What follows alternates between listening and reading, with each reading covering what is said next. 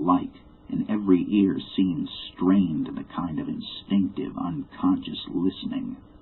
Armitage, now that he had actually come upon the horror and its monstrous work, trembled with the responsibility he felt to be his. Night would soon fall, and it was then that the mountainous blasphemy lumbered upon its eldritch course. Negotium perambulans in tenebris. The old librarian rehearsed the formula he had memorized, and clutched the paper containing the alternative one he had not memorized. He saw that his electric flashlight was in working order. Rice, beside him, took from a valise a metal sprayer of the sort used in combating insects, whilst Morgan uncased the big game rifle on which he relied, despite his colleagues' warnings that no material weapon would be of help.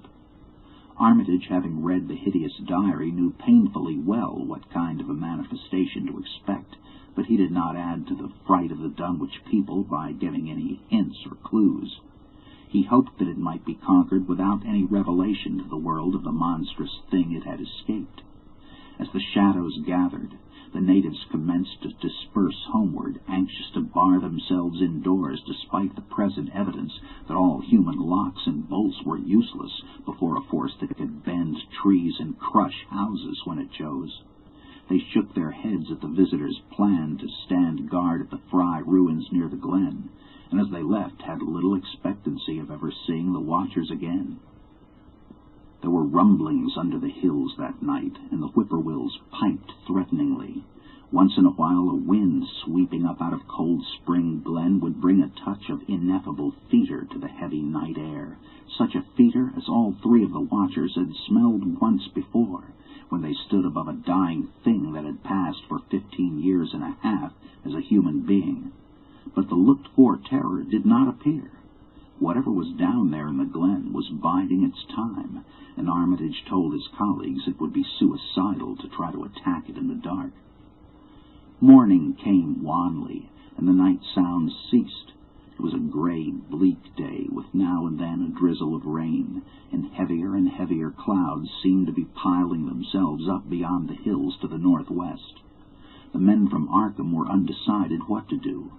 Seeking shelter from the increasing rainfall beneath one of the few undestroyed Fry outbuildings, they debated the wisdom of waiting or of taking the aggressive and going down into the glen in quest of their nameless, monstrous quarry. The downpour waxed in heaviness, and distant peals of thunder sounded from far horizons. Sheet lightning shimmered, and then a forky bolt flashed near at hand, as if descending into the accursed glen itself. The sky grew very dark, and the watchers hoped that the storm would prove a short, sharp one, followed by clear weather. It was still gruesomely dark when, not much over an hour later, a confused babel of voices sounded down the road. Another moment brought to view a frightened group of more than a dozen men, running, shouting, and even whimpering hysterically. Someone in the lead began sobbing out words, and the Arkham men started violently when those words developed a coherent form. "Oh, my God, the voice choked out. "It's a-going again, and this time by day. It's out and a-moving this very minute, and only the Lord knows when it'll be on us all." The speaker panted into silence, but another took up his message. "Now, on an hour ago, Zeb Whately here heard the phone a-ringing, and it was Miss Corey, George's wife, that lives down by the junction. She says the hired boy Luther was out driving in the cows from the storm after the big bolt when he seed all the trees a-bending at the mouth of the glen opposite side to this, and smelt the same awful smelt like he smelt when he found the big tracks last Monday morning. And he says, there was a swishing, lapping sound, more nor what the bending trees and bushes could make, and all on a sudden the trees along the rud began to get pushed to one side, and there was an awful stomping and splashing in the mud, but mind ye, Luther, he didn't see nothing at all, only the bending trees and underbrush. Then for ahead, where Bishop's Brook goes under the rud, he heard an awful creaking and straining on the bridge, and he says he could tell the sound of wood a-starting to crack and split. and all the whiles he never see a thing, only them trees and bushes abandoned. And when the swishing sound got very far off, on the road toward Wizard Whately's and Sentinel Hill, Luther, he had the guts to step up while he'd heard it first and look at the ground. It was all mud and water, and the sky was dark, and the rain was wiping out all tracks about as fast as could be. But beginning at the glen mouth, while the trees had moved, there was still some of them awful prints, big as barrels like you'd seen Monday. At this point, the first excited speaker interrupted. "But that ain't the trouble now. That was only the start. Zeb here was calling folks up, and everybody was a-listening in when a call from Seth Bishop's cut in. His housekeeper, Sally, was carrying on for to kill. She'd just seen the trees a-bending beside the rut and says they was a kind of mushy sound like an elephant puffing and treading a-heading for the house. Then she up and spoke sudden to the fearful smell and says her boy Chancey was a-screaming his howl was just like what he smelt up to the Whately ruins Monday morning, and all the dogs was a-barking and a-whining awful. And then she let out a terrible yell, and says the shed down the rut is just caved in like the storm had blowed it over, only the wind wasn't strong enough to do that. Everybody was a-listening, and we could hear lots of folks on the wire a-gasping. All to once, Sally, she yelled again and says the front yard picket fence had just crumbled up, though there wasn't no sign of what done it. Then everybody on the line could hear Chancey and old Seth Bishop a-yelling too, and Sally was shrieking out that something heavy had struck the house. Not lightning or nothing, but something heavy agin the front that kept launching itself again and again, though you couldn't see nothing out of the front windows. And then... Lines of fright deepened on every face, and Armitage, shaken as he was, had barely poise enough to prompt the speaker.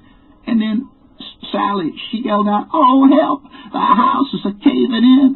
And on the wire we could hear a terrible crashing and a whole flock of screaming, just like when Elmer Fry's place was took, only worse. The man paused, and another of the crowd spoke. "That's all. Not a sound nor squeak over the phone after that. Just still like. We that heard it got out Fords and wagons and rounded up as many able-bodied men folks as we could get at Corey's place, and come up here to see what you thought best to do. Not but what I think it's the Lord's judgment for our iniquities that no mortal can ever set aside." Armitage saw that the time for positive action had come, and spoke decisively to the faltering group of frightened rustics. "We must follow it, boys." He made his voice as reassuring as possible. "I believe there's a chance of putting it out of business. You men know that those Whateleys were wizards.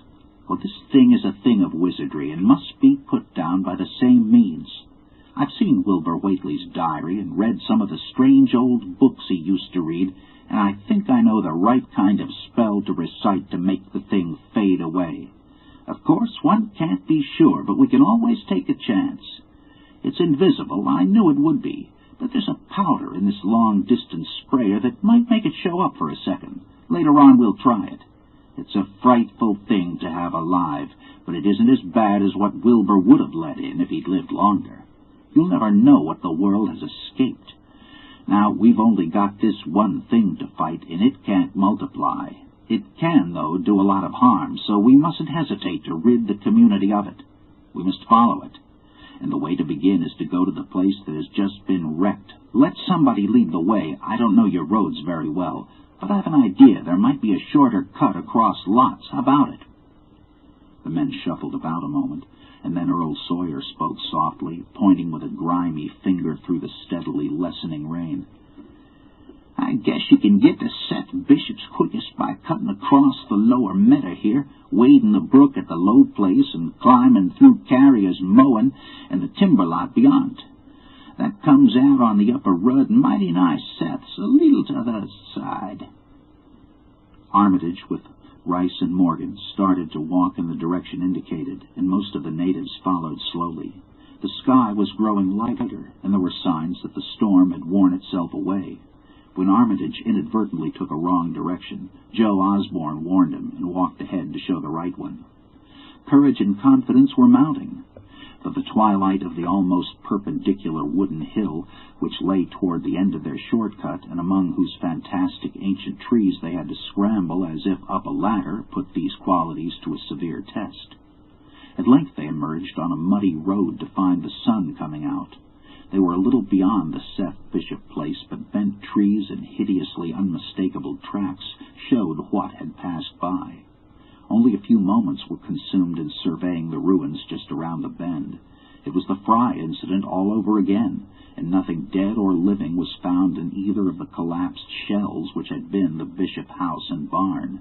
No one cared to remain there amidst the stench and tarry stickiness, but all turned instinctively to the line of horrible prints leading on toward the wrecked Whately farmhouse and the altar-crowned slopes of Sentinel Hill. As the men passed the site of Wilbur Whately's abode, they shuddered visibly and seemed again to mix hesitancy with their zeal. It was no joke tracking down something as big as a house that one could not see, but that had all the vicious malevolence of a demon. Opposite the base of Sentinel Hill, the tracks left the road, and there was a fresh bending and matting visible along the broad swath, marking the monster's former route to and from the summit.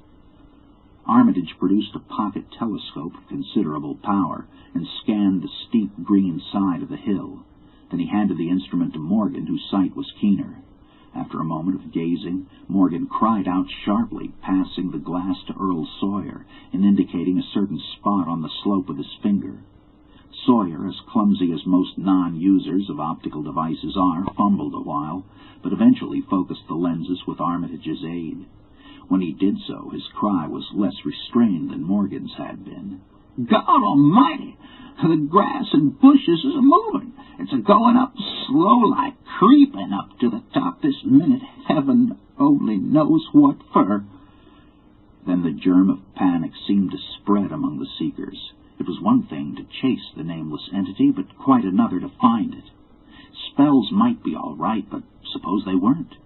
Voices began questioning Armitage about what he knew of the thing, and no reply seemed quite to satisfy. Everyone seemed to feel himself in close proximity to phases of nature and of being utterly forbidden and wholly outside the sane experience of mankind. 10. In the end, the three men from Arkham, old white-bearded Dr. Armitage, stocky iron-gray Professor Rice, and lean, youngish Dr. Morgan, ascended the mountain alone.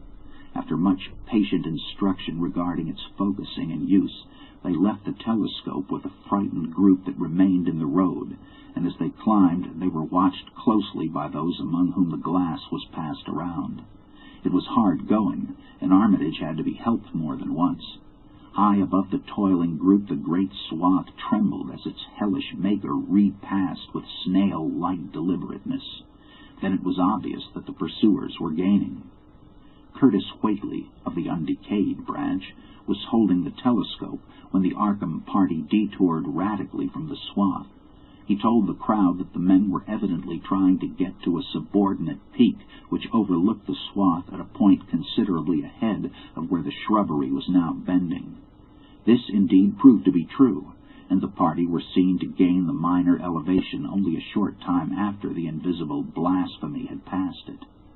Then Wesley Corey, who had taken the glass, cried out that Armitage was adjusting the sprayer